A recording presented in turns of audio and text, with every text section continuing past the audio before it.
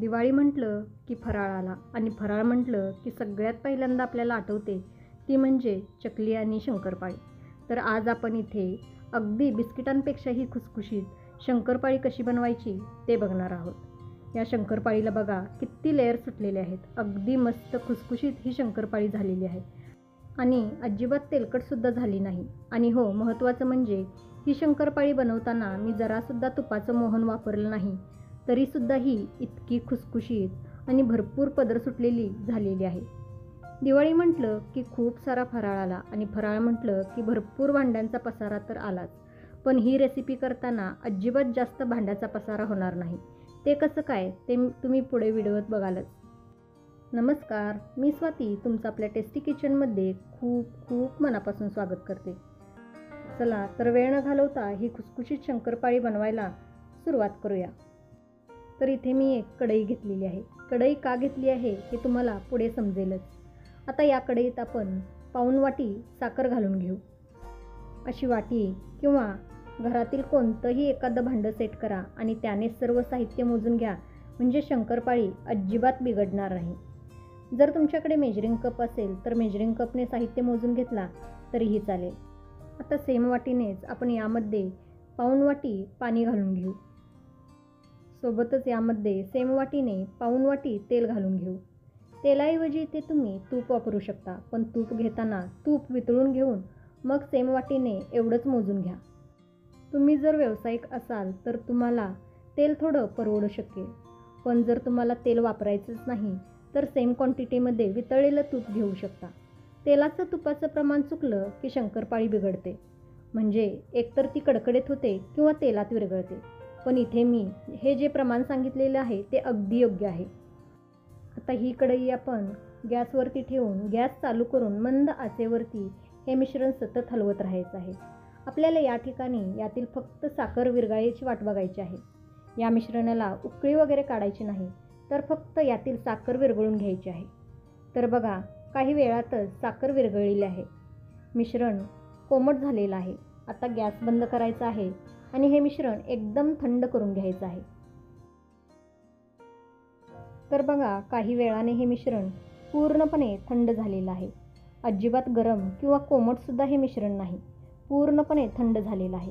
हे मिश्रण पूर्णपणे थंड झाल्यानंतरच पुढील कृती करायची आहे, नाहीतर शंकरपाळी कडक होऊ शकते. आता यामध्ये आपल्याला अर्धा चमचा वेलची पावडर घालून घ्यायची आहे. सोबतच अगदी थोडं मीठ घालायचं आहे. कोणत्याही गोडाच्या पदार्थामध्ये मीठ घातलं की त्याची चव दुपटीने वाढते. आता याला एकदा चमच्याने चांगलं मिक्स करून घ्यायचं आहे. सगळं चांगलं मिक्स करून घेतलं. आता यामध्ये ज्या वाटीने आपण साखर, तेल, पाणी मोजून घेतलेलं आहे त्याच वाटीने यामध्ये 4 वाटी चाळलेला मैदा घालून मिक्स करून याला मळून घ्यायचं आहे. आता मगाशी मी तुम्हाला म्हटलं होतं की मी कढई का वापरते ते तुम्हाला सांगते म्हणून. कढईत मिश्रण बनवून घेतलेलं आहे. आता यामध्येच आपण मैदा घालून कणिक भिजवून घेणार आहोत. त्यामुळे भांड्याचा जास्त पसारा होणार नाही, म्हणून मी इथे कढई घेतलेली आहे. मैदा वाटीत भरत असताना मी तो दाबून भरून घेतलेला आहे. आता मैदा यामध्ये घालून हे हलक्या हाताने मळून घ्यायचं आहे. आपण चपातीचं वगैरे पीठ जसं मळतो ना, तसं जोर लावून याला मळायचं नाही, तर हलक्या हाताने याला मळून घ्यायचं आहे. कारण यामध्ये जितके लेयर्स तयार होतील तितके शंकरपाळे छान खुसखुशीत होतील. आता तुम्हाला वाटेल की मैदा वाटीत भरत असताना थोडाफार अंदाज चुकू शकतो, पण काळजी करू नका. पाणी, साखर आणि तेल मोजून घ्या, त्याचं मिश्रण बनवून घ्या आणि त्या मिश्रणामध्ये मावेल इतका मैदा घालून मळून घ्यायचं. अगदी अचूक प्रमाणामध्ये परफेक्ट गोडीसह आपली खुसखुशीत शंकरपाळी तयार होते. तर या पद्धतीचं हलकंसं घटसर शंकरपाळीचं कणिक भिजवून तयार झालेलं आहे. आता तयार कणिक 15 ते 20 मिनिटाकरता थोडा वेळ झाकून बाजूला ठेवून देऊ, म्हणजे मैदा व्यवस्थित भिजेल.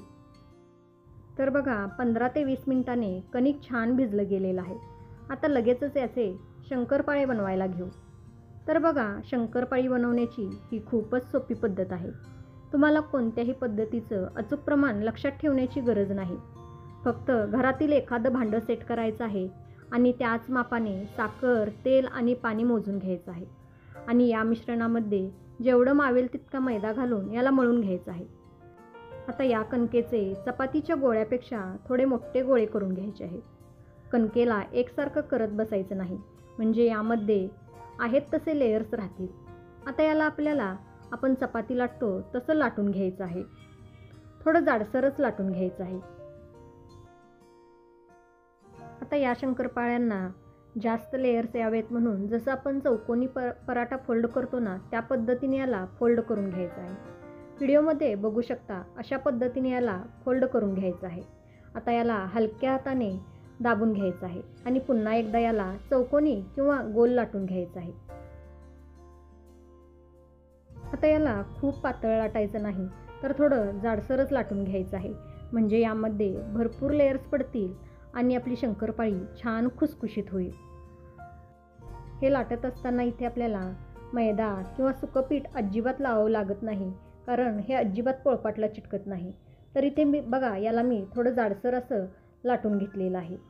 आता याचं काठ सुरीने किंवा अशा पिझ्झा कटरने कट करून घ्यायचं आहे, म्हणजे हे अजून छान दिसतं. कडा कट करून झाला की आता याला आपल्याला शंकरपाळीच्या आकारामध्ये कट करून घ्यायचं आहे. आता तुम्हाला जशा लहान मोठ्या शंकरपाळ्या हव्या आहेत तशा कट करून घेऊ शकता. तर इथे मी साधारण अर्धा इंच अंतर ठेवून याला शंकरपाळीच्या आकारामध्ये कट करून घेतलेला आहे. आता याच पद्धतीने आपण सगळ्या शंकरपाळ्या बनवून घ्यायच्या आहेत. शंकरपाळी कट करून घेतली. बघा इतकं याला मी जाड ठेवलेलं आहे.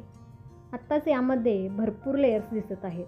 आता हे कट केलेली शंकरपाळी आपण एका प्लेटमध्ये किंवा ताटामध्ये काढून घेऊ आणि याच पद्धतीने बाकीचे शंकरपाळी लाटून कट करून घेऊ. आता शंकरपाळी तळताना काही महत्त्वाच्या टिप्स लक्षात ठेवायच्या आहेत. सगळ्यात महत्त्वाचं म्हणजे तेलाचं तापमान. तर इथे आपल्याला खूप कडकडीत तेल गरम करायचं नाही, तर तेल मध्यम गरम करून घ्यायचं आहे आणि सुरुवातीला असा छोटासा गोळा यामध्ये टाकून तेलाचं टेम्परेचर चेक करायचं आहे. तर बघा गोळा हलकासा बबल येऊन वरती आला, पण तो करपला नाही, म्हणजे आपलं तेल परफेक्ट गरम झालेलं आहे. आता या तेलात मावतील इतकी शंकरपाळी घालून घेऊ आणि हलक्या बदामी रंगावरती तळून घेऊ. शंकरपाळी तळत असताना सुरुवातीला आपल्याला गॅसची आच एकदम कमी ठेवायची आहे. तसंच याला लगेचच चमचा किंवा झारा लावायचा नाही. तर शंकरपाळी तेलात थोडी सेट झाली की मग झाऱ्याने किंवा याला चमच्याने हलवून हलक्या बदामी रंगावरती तळून घ्यायचं आहे.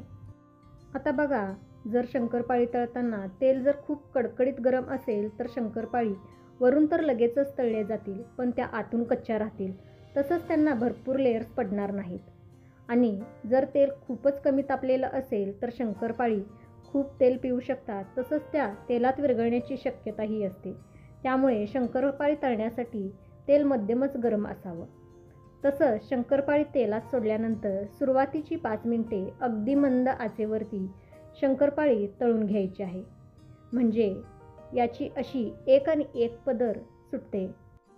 नंतर मध्यम आचेवरती ही शंकरपाळी आपल्याला हलक्या बदामी रंगावरती तळून घ्यायची आहे.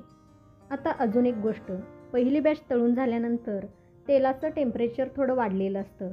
त्यामुळे शंकरपाळीची पहिली बॅच तेलातून काढत असतानाच एकदम गॅस आपल्याला कमी करायचा आहे, म्हणजे तेलाचं तापमान थोडं कमी होईल.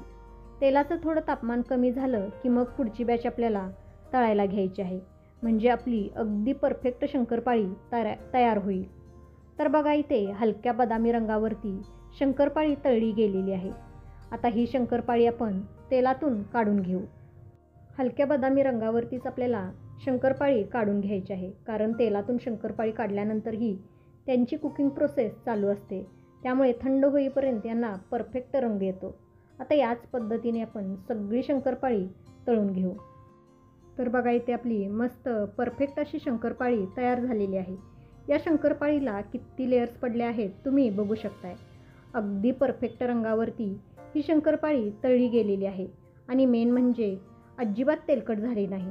मस्त बिस्किटांपेक्षा खुसखुशीत ही शंकरपाळी तयार झालेली आहे. भांड्यांचा जास्त पसारा न करता अगदी सोप्या पद्धतीने ही खुसखुशीत शंकरपाळी तयार झालेली आहे. तर तुम्हीही या दिवाळीला या पद्धतीने शंकरपाळी बनवून पहा आणि मला कमेंट करून नक्की सांगा. रेसिपी आवडली असेल तर प्लीज लाईक करा, जास्तीत जास्त लोकांपर्यंत शेअर करा. तसंच व्हिडिओला हाईप करायला विसरू नका. टेस्टी किचनला अजून सबस्क्राईब केला नसेल तर प्लीज सबस्क्राईब करा. परत भेटू अशाच एका छानशा रेसिपीसोबत. तोपर्यंत मस्त खा, टुमटुमीत राहा. Bye bye. Thanks for watching.